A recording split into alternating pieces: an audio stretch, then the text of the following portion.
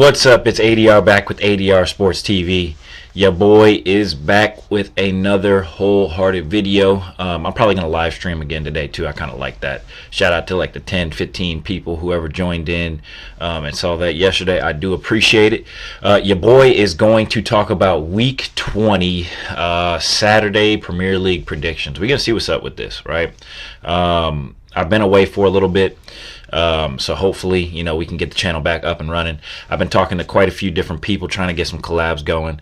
The biggest thing I'm figuring out about this YouTube junk though is like people, like if you're trying to collab with people, the questions that they have, like I got asked one question from Never a Foul. Shout out to him. He was interactive with me in the chat, but he asked me, do I have a good personality? Like I don't know how to show that in everybody's gonna say yeah, you know what I'm saying, bro? So it's kind of one of those things. But hey, I guess whether I get features or I don't, I like doing this, so I'm gonna just end up doing this for myself if I don't get other collabs. So hopefully I do though, because I want to get, like I said, other people's perspectives, things like that.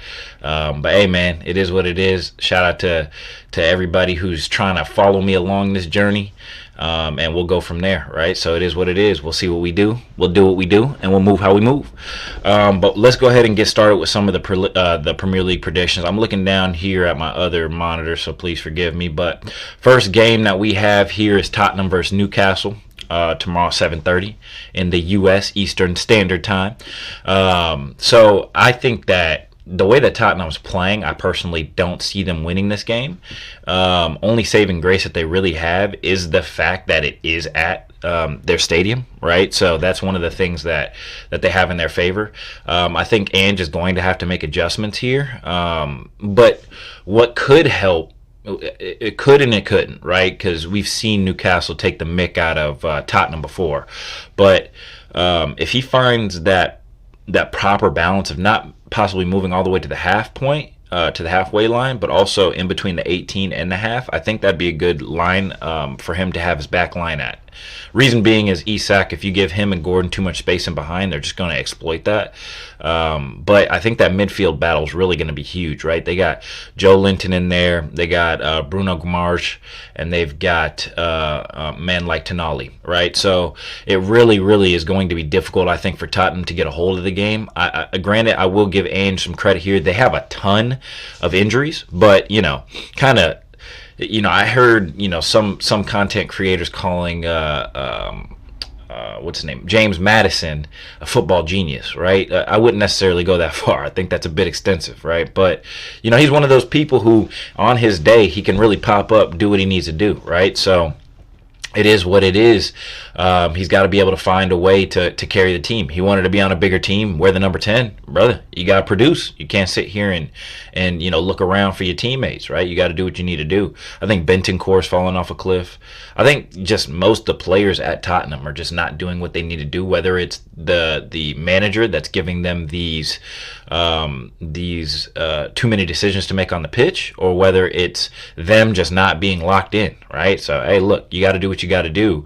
I think that Newcastle has a very good opportunity to continue climbing, continue winning points, and make their way back into the top four. I think Eddie Howe is doing a tremendous job. I think he's shown a great ability to adjust when he needs to adjust, right? So honestly, I think that Eddie Howe is a really good manager. I think that he's doing a very good job of man management, because when you go through a season like you did last season where expectation was high, then you fell off, I think it's sometimes tough to keep the locker room believing in what you want to do. But he's done a great job, so I got to give Ange a good shout out there. But for my score prediction for that game, I think that Newcastle is going to be too much for them. If I'm being quite honest, I think it's going to be about 3-1. I think Tottenham may be able to get another one in there, but I don't see them scoring too much on Newcastle's defense. I think that Newcastle will go 2 up, probably sit back a little bit. Tottenham will get 1 back, and then Newcastle will get a 3rd. Or Newcastle will get all 3 first half and then sit back. It's going to be something like that, in my opinion. We'll move on to the next game. We'll just go kind of through the list here, but we got Bournemouth, Everton. I'm going to touch on everything because when I see, every team in the Premier League's got fans, right? We want to hit each and every fan base, right? So if you see this and you're a fan of a team, comment down below which team you support, because I want to make sure I touch everybody team on all fronts, right? So by the way, I don't do that, pause junk, that hold up junk. I don't do none of that. So hey, I don't talk about glazing. I don't do none of that, bro. I promise you. When I say I don't have social media and I'm an old dude, I'm old, man. I got a wife. I got 3 kids. Like, I'm not out here doing this pause, hold up, wait, glazing, not move. I don't do all that. So just, if I say something, I say something. It is what it is. We grown men on here. If you're not grown, get grown. Let's go. All right, so Bournemouth versus Everton. I think that's going to be a pretty stalemate of a game, if I'm being quite honest with you. I think Everton's defense is going to stifle Bournemouth, and I think that Bournemouth's going to try and do a whole bunch. So I see this being a 1-0. I'm trying to decide which direction I'm going to go with it. I think that it's away.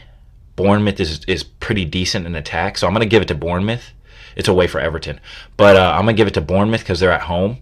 So I'm going to say 1-0 Bournemouth. I don't think they're going to be able to get 2 on Everton with the way that Dyche ball is.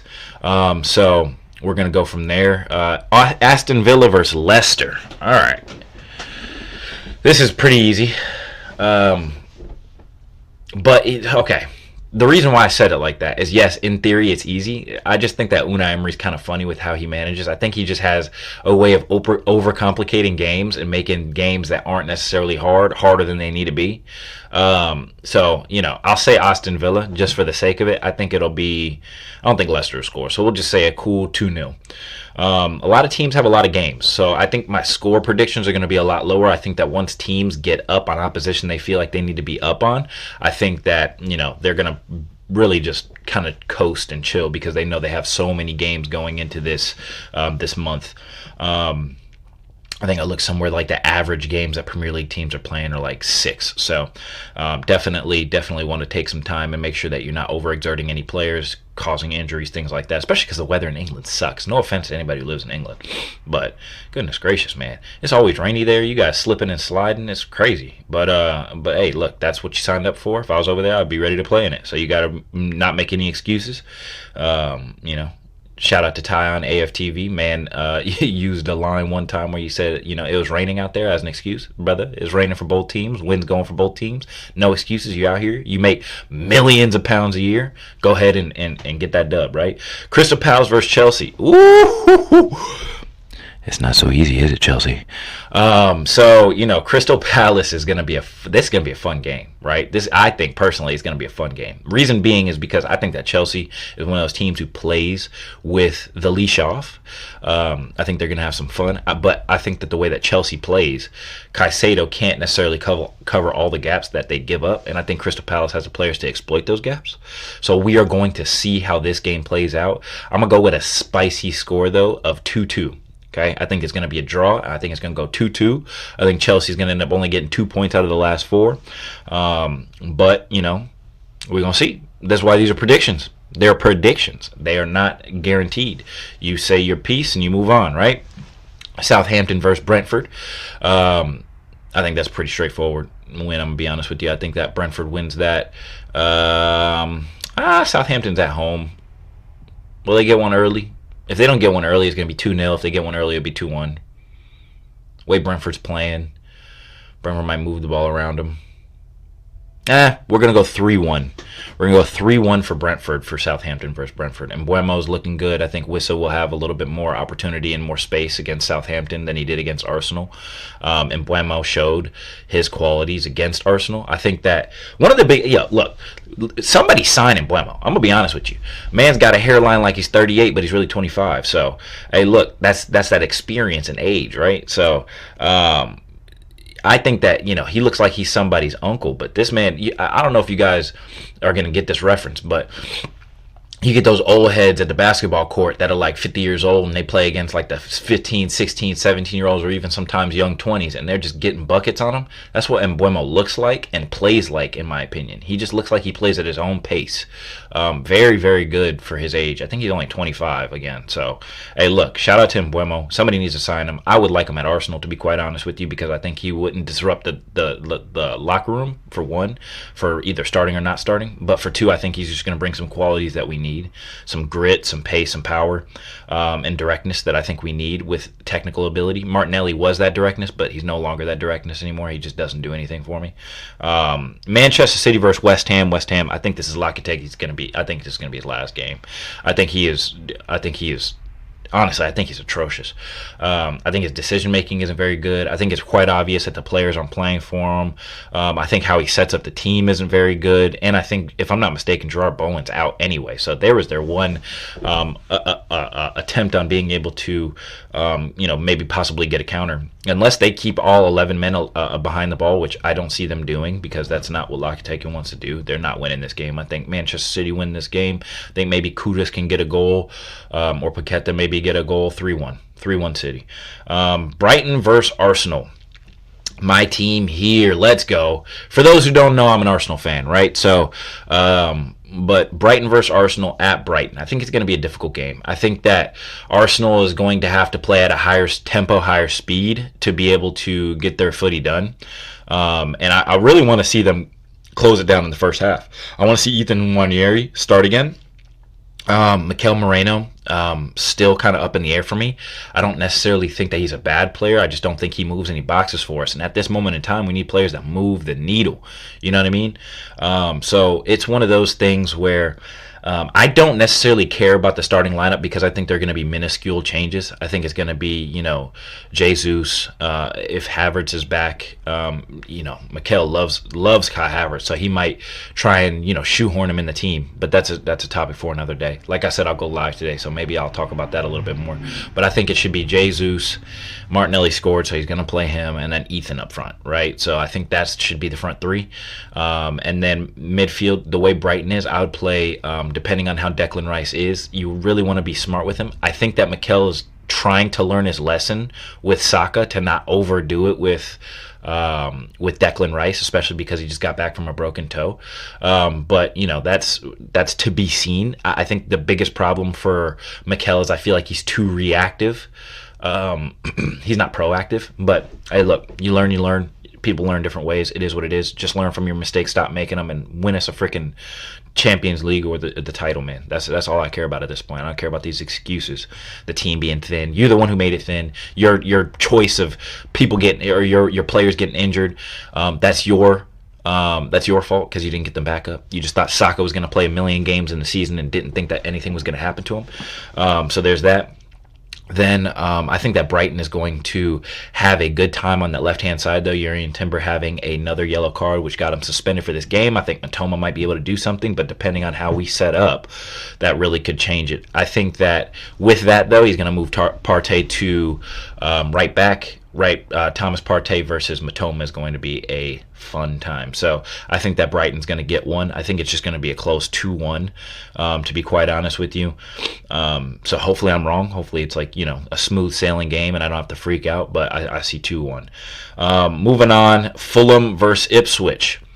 Fulham have been fantastic. Yo, I like their manager. I'm not going to lie to you. Marco Silva, hey, look. Hey, for all those Arsenal fans who are saying, who would we get instead of Mikel Arteta? Marco Silva. I do like him. I'm going to be honest. I think if he had a better crop of players, he would really be doing something. His tactics, for me, are very good against not only the top teams, I just think in general. I think the way that he sets his team up, he plays to his players' strengths, which is what I've been asking managers to do. I'm so tired of these thick-headed managers going to a team, not realizing their players' strengths and weaknesses, then trying to mold the team how they see in their head that the team should be. Well, how about before you do that, you see how the team is and you adjust your formations and your tactics based off of what you have? That makes no sense. That's like me getting a pickup truck, but I have in my head that I want a fast car, so I drive the car extremely fast. It only goes 80 miles an hour and I blow the transmission in it. That car's not meant to do that. So maybe I should take it off-road where it specializes, or change the tactic up on how to get to my destination. I'm not going to race in a pickup truck to get to my destination. So That's my personal opinion. I think too many managers are trying to be like, no, this is my way. I'm not going to change. This is how we're going to play. That's not how you do it. That's not called being a manager or a coach for that matter. You're supposed to adjust based on personnel, based off opposition, based off tactically what you think works for that particular game. Okay, but those are my predictions for Saturday. I appreciate you guys. Drop a comment down below what team you support. Hit the like, subscribe. I think there's a bell for notifications. We're still getting out here, trying to learn. I don't have a set schedule for anything. I'm just going to pop up and do what I do. Hopefully you guys have a fantastic weekend, and then we're going to go from there. I'll shout out you guys later. Peace.